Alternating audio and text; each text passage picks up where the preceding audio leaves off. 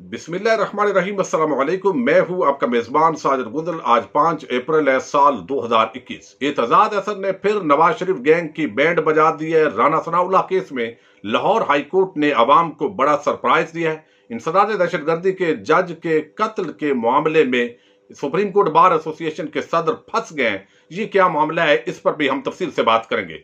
सबसे पहले बात करते हैं राना सनाउल्लाह की। राना सनाउल्लाह पर नैब ने आमदन से ज्यादा सजात का केस बनाया और फिर इंसदाद मनशियात अदालत के अंदर अलहदा से केस चल रहा है। FIA अलहदा से मुतहरक है। तो आज आमदन से ज्यादा सजात केस के अंदर जब नैब उनको गिरफ्तार करने लगी तो उन्होंने लाहौर हाई कोर्ट से अबूरी जमानत करवाई थी और लाहौर हाई कोर्ट ने आज उस अबूरी जमानत को कंफर्म कर लिया है। इस हवाले से जो समाअत हुई है, जो नैब ने दलाइल दिए और जो दलाइल दिए गए हैं दूसरी तरफ यानी राना सनाउल्लाह की तरफ से, वो मैं मुख्तसरन आपके सामने रखता हूं। और फिर आप जरा ये भी बात ज़हन में रखिएगा कि कल प्राइम मिनिस्टर इमरान खान ने इस्तदा की थी कि जनाब हमारी अदलिया को और दीगर इदारों को भी देखना है कि ये कौमी चोर डाकू लुटेरे, उनको छोड़ने के लिए और रिलीफ देने के लिए जल्दी नहीं होनी चाहिए। लेकिन आज ही मुस्लिम लीग नून ने एक इजलास किया। उन्होंने कहा हम तो इदारों के बड़े एहतराम करने वाले लोग हैं, लेकिन कल वजीर आजम इमरान खान ने अदलिया को डिक्टेट करने की कोशिश की है। अब ये वही लोग हैं जो इतना अदलिया का एहतराम करते हैं, जो मुसलसल मुझे क्यों निकाला की तहरीक के अंदर गालियां देते रहे। अभी जस्टिस उमर अता बंदयाल को गालियां देते रहे, जस्टिस साकिब निसार को गालियां देते रहे, और जब थोड़ा सा देखें कि मामला लूज हो रहा है तो फिर ये भाषण लोग देते हैं कि हम अदलिया का बड़ा एहतराम करने वाले हैं। अब ये जस्टिस सरफराज डोगर और जस्टिस असजद जावेद गुराल पर मुश्तमिल 2 रुकनी बेंच था लाहौर हाई कोर्ट का। आमदन से ज्यादा सजात की जो जमानत है, उनकी अबूरी जमानत, उसको कंफर्म किया गया। नैब की तरफ से प्रोसिक्यूटर फैसल बुखारी ने अदालत को बताया है कि राना सनाउल्लाह ने 1990 से 2019 तक अवामी उहदों पर काम करते हुए 1 करोड़ 27 लाख रुपए टोटल तनख्वाह वसूल की है। इसके अलावा राना सनाउल्लाह का कोई जरिया आमदन नहीं है। 8 कनाल उनकी जरी जमीन है, 2 मकान विरासत के अंदर मिले हैं। ANF अदालत में चलने वाला केस चूंकि नैब केस से मुख्तलिफ है और यहां पर असासे मुंजमद किए जाना वो मशरूत है उस अदालत के अंदर, लेकिन नैब आमदन से जायद असाजात की तहकीक कर रहा है। राना सनाउल्लाह ने असासों की कीमत भी कम जाहिर की है। राना सनाउल्लाह की तमाम जायदादें ANF ने मुंजमद की है और 15 जायदादों का राना सनाउल्लाह ने कहीं भी जिक्र नहीं किया और वो बस कहते हैं कि तहकीकात के लिए मुल्ज़म की गिरफ्तारी जरूरी है।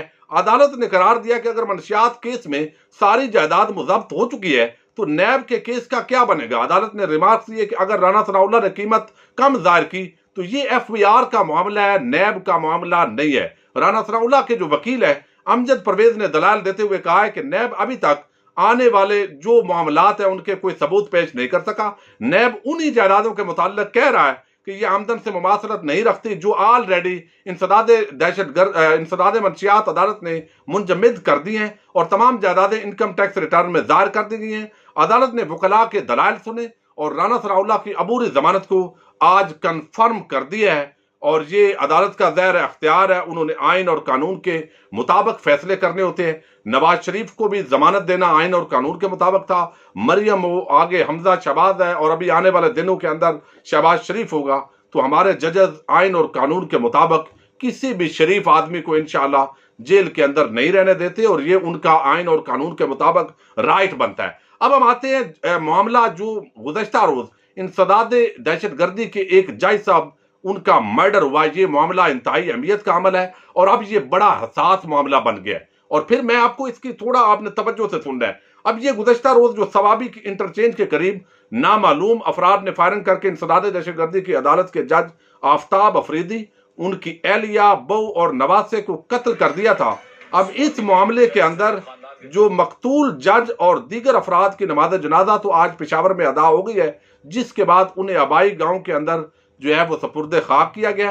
अब DPO जो सवाबी हैं मोहम्मद शोएब, उनके मुताबिक थाना छोटा लाहौर में मकतूल जज के बेटे जो माजिद अफरीदी की मदय्यत के अंदर FIR दर्ज की गई है वो बड़ी हैरत अंगेज है। अब पुलिस के मुताबिक कातिलों की गिरफ्तारी के लिए जो है वो पेशावर और खैबर में छापे मारे जा रहे हैं। 5 मुश्तबे अफराद को हिरासत में लिया गया है। DPO का कहना है कि FIR में शामिल 2 गाड़ियां रिकवर कर ली हैं। उधर जो सुप्रीम कोर्ट बार के सदर हैं, अब ये जो अफरीदी हैं अब्दुल लतीफ अफरीदी जो सुप्रीम कोर्ट बार एसोसिएशन के प्रेसिडेंट हैं, इनको भी इस FIR के अंदर नामजद किया गया है। और ये जो बेटा है मकतूल जज का, उसने कहा है कि ये इसके ईमा पर ये काम हुआ है। सुप्रीम कोर्ट बार एसोसिएशन के सदर अब्दुल लतीफ अफरीदी और उनके बेटा इस कत्ल के अंदर मुलव्वस है, पूरी वारदात के अंदर। अब फर्स्ट इंफॉर्मेशन रिपोर्ट, ये चूंकि वकला है और हमेशा सेक्शन 154 CRPC के मुताबिक कोई भी शहरी कोई भी कॉग्निजेबल ऑफेंस के हवाले से फर्स्ट इंफॉर्मेशन रिपोर्ट देता है तो SHO ये पाबंद है उसको रजिस्टर करे और उसके मुताबिक कार्रवाई करे। अब यहां पर मामला इसके साथ है, लेकिन मैं पहले आपको बताऊं, अब ये जो FIR एक मकतूल के बेटे ने दर्ज करवाई, यकीनन उनका कोई तनाजा है, जायदाद का तनाजा हो सकता है, जिस तरह की बातें हो रही हैं, मकामी तौर पर उनकी दुश्मनी है एक दूसरे के साथ। तो जब कोई इस तरह FIR दर्ज करवाता है तो बगैर वजह के तो नहीं करवाता, और हम ये भी नहीं चाहते कि किसी के खिलाफ झूठी FIR दर्ज करवाई जाए। लेकिन जब कोई FIR किसी भी क्रिमिनल ऑफेंस के हवाले से दर्ज हो जाती है तो उसके मुताबिक पुलिस ने कार्रवाई करनी होती है। अब यहां पर यह मामला है अब्दुल लतीफ अफरीदी जो सुप्रीम कोर्ट बार एसोसिएशन के प्रेसिडेंट है, उनका जाती मामला है, लेकिन यहां पर सुप्रीम कोर्ट बार एसोसिएशन उसकी वजाहत कर रही है। यह बड़ी हैरत अंगेज बात है। और ये सुप्रीम कोर्ट बार ने सदर supreme court bar association Latif Afridi को जज ATC सवात के कत्ल के मुकदमे में नामजद करने पर मुजम्मत की है। बयान में कहा गया है कि सुप्रीम कोर्ट बार का कत्ल से कोई ताल्लुक नहीं, यानी सदर सुप्रीम कोर्ट बार का, उनके खिलाफ झूठा मुकदमा दर्ज किया गया है। अब ये जज भी बन गई है supreme court bar association. Supreme court bar association के जारी अलामिये में वजाहत की गई है कि जिस वक्त जज आफ्ताब अफरीदी का कत्ल हुआ, लतीफ अफरीदी और उनका बेटा खेतों में काम करवा रहे थे। एक खातून पर हमला करना पश्तून रवायात के खिलाफ है। एक खातून पर हमला करना पश्तून रवायात के खिलाफ है। यानी जितने भी खैबर पख्तूनख्वा के अंदर खवातीन पर हमले होते हैं तो इसका मतलब है कि वो कोई और लोग करते हैं, पश्तून तो नहीं करते। अब ये चीजें तो दिमाग से उस वक्त उतर जाती हैं। कत्ल से मुताल्लिक तफ्तीश में लतीफ अफरीदी हर किस्म का तावन करने के लिए तैयार हैं, ये अच्छी बात है, उन्होंने की है। लेकिन अब मुझे ये बताएं कि एक जज साहब, उनका कोई जाती मामला है और सुप्रीम कोर्ट बार एसोसिएशन उसके अंदर कूद रही है। अब ये वो लोग हैं जो इस मुल्क के अंदर आइन और कानून बताते हैं। यहां पर जब भी काजी फायद ईसा का मामला होता है, नवाज शरीफ पकड़ा जाता है, या मरियम की गिरफ्त होने लगती है, या कोई भी इस तरह का सुप्रीम जुडिशियल काउंसिल में मामला जाता है जिससे सुप्रीम कोर्ट बार एसोसिएशन का, पाकिस्तान बार एसोसिएशन का, वकला तंजीमों का कोई ताल्लुक बनता है, उसमें तो उनको जाना चाहिए। लेकिन यहां पर किसी की जाती हैसियत के अंदर एक इदारे की सफाई देना, मैं समझता हूं यह खिलाफ आइन भी है और इखलाकी कदरों की भी खिलाफ है, और फिर पुलिस डिपार्टमेंट पर इसका बड़ा इम्तिहान है। देखें, जब किसी भी आम आदमी के खिलाफ, अभी सेम जो वाकया है वो मेरे इधर गांव में इसी तरह का एक वाकया हुआ है, 3-4 लोग मर्डर हुए। अल्लाह ताला उनको गरीके रहमत करे। इस तरह के वाकयात काबिल मुजम्मत है, नहीं होने चाहिए, मगर हुआ है। और अभी तक 20 लोगों को उठा लिया गया है। वो असल मुल्जमान तक अभी पुलिस ज़ाहिर है वो रूपोश होंगे, वो नहीं पहुंच सकी, लेकिन पूरे गांव से इर्द गिर्द से 20 लोगों को उठा लिया गया है। लेकिन ये चूंकि सुप्रीम कोर्ट बार एसोसिएशन के सदर है, ये बेगुनाह होंगे, यकीनन तफ्तीश होगी, कौन कह रहा है कि ये मुलव्वस होंगे। यकीनन जो मुद्दई ने कहा उसके मुताबिक पुलिस को कार्रवाई करनी चाहिए। लेकिन वो तकड़े आदमी है, नवाज शरीफ माफिया हो, जरदारी माफिया हो, या दीगर इस मुल्क के माफिया हो, उनके खिलाफ कार्रवाई करते हुए कानून और इस मुल्क की हुकूमत वो कांपती है। लेकिन आम गरीब आदमियों के दूर दराज से जो है वो बंदे उठा लिए जाते हैं। तो ये एक बहुत बड़ा इम्तिहान है खैबर पख्तूनख्वा की हुकूमत पर। अगर वो बेगुनाह होंगे तो वो छूट जाएंगे, लेकिन इस तरीके से कार्रवाई, जिस तरह एक आम गरीब आदमी को आप इज्जत पामाल करते हैं जो कि खिलाफ आइन है, तो जरा यहां भी हिम्मत कीजिए, कानून के मुताबिक बंदे को उठाइए और जेल में बंद करके कार्रवाई करके जरा दिखाएं। तो ये मैं समझता हूं कि सुप्रीम कोर्ट बार एसोसिएशन का इस मामले के अंदर कूदना, मैं ये जो है वो अच्छी बात नहीं है, और ये जाती मामला है और जाती तौर पर उनको दिफा करने की जरूरत है। अब जो मैं चूंकि वीडियो लंबी हो रही है, एतजाज अहसन जो है वो पीपल्स पार्टी से नजरियाती वाबस्तगी रखते हैं। वो आसफ जरदारी की करप्शन को डिफेंड भी करते हैं, उनको ज़हीन भी कहते हैं, लेकिन बाद बातें उनकी बड़ी वजनी होती हैं। और उन्होंने आज नवाज शरीफ के हवाले से, और एक दिन पहले मैंने वीडियो कोई हफ्ता पहले की थी और एतजाज साहब ने टीवी प्रोग्राम में मेरा जिक्र किया, تو وہ بات میں نے جو حامد میر کے حوالے سے کہی، کسی نے یا تو ایڈٹ کر کے ان کو دی تھی اور انہوں نے کہا کہ یہ ساجد گندل نے میرے حوالے سے بات غلط کی ہے، تو وہ بات میں نے درست کی تھی، میں نے آپ سب کو بتایا بھی تھا۔ اور اب جو آج اعتزاز احسن نے کہا ہے، وہ کہتے ہیں کہ پی ڈی ایم سے الگ ہونے کا فیصلہ ابھی تک نہیں کیا پیپلز پارٹی نے۔ پیپلز پارٹی کو تھوڑا ہی عرصے میں نون لیگ سے اتحاد کا تلخ تجربہ ہو گیا ہے۔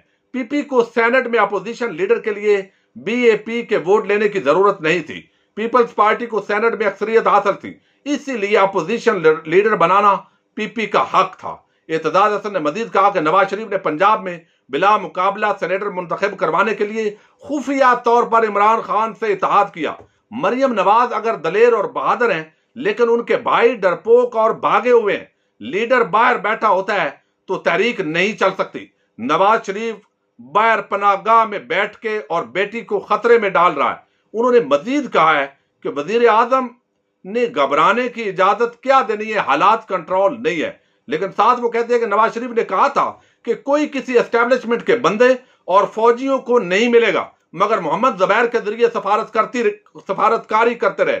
انہوں نے پیپلز پارٹی کو اعتماد میں نہیں لیا کہ محمد زبیر آرمی چیف کے پاس کیوں گیا اور کیا بات ہوئی۔